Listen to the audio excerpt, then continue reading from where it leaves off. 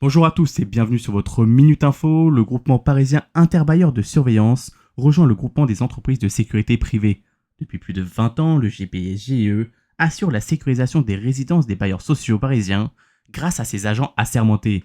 Leur mission, être présent jour et nuit pour garantir la tranquillité des habitants.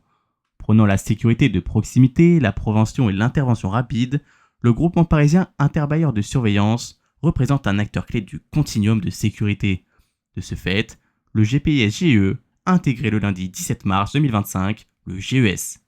Le groupement des entreprises de sécurité privée déclare être réjoui de cette adhésion et se dit prêt à accompagner ses missions aux côtés de l'ensemble des entreprises du secteur. La société Octave, spécialisée dans le développement de logiciels, a été placée en liquidation judiciaire après une cyberattaque dévastatrice survenue en août 2024.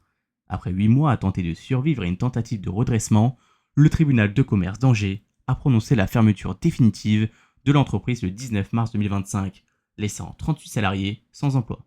Racheté par le groupe canadien Valsoft en 2023, Octave n'a pas survécu aux lourdes pertes économiques causées par l'attaque, malgré la résilience de ses équipes.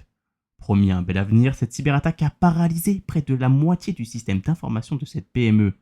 Le directeur général Pierre Alou a souhaité rendre hommage à ses collaborateurs en déclarant « Ils n'ont rien lâché jusqu'à la fin.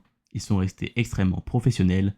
Il n'y a aucune démission. » Une attaque qui démontre une nouvelle fois les risques importants pouvant toucher les plus petites entreprises et l'importance d'investir dans la cybersécurité. Enfin, ce lundi 17 mars 2025 aura été la présentation du bilan d'activité 2024 de la DCIS et de son réseau de services de sécurité intérieure à l'étranger. L'objectif, mettre en avant les priorités et actions de la coopération internationale en matière de sécurité.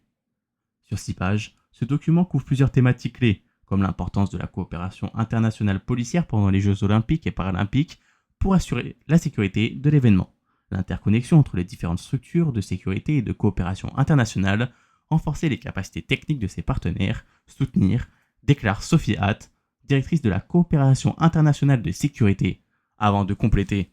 Alors que 2025 s'annonce avec ses propres défis, la DCS continuera d'être force de proposition, d'innovation et de solidarité. Ce bilan liste également les actions de cette coopération, 28% sur les stupéfiants et la criminalité organisée, 19% sur la sécurité civile, 13% sur le terrorisme, 12% sur l'ordre public, 11% sur l'immigration, 17% sur les autres missions. Divers experts techniques et coopérants internationaux, ainsi que le nombre de personnels pour l'assurer.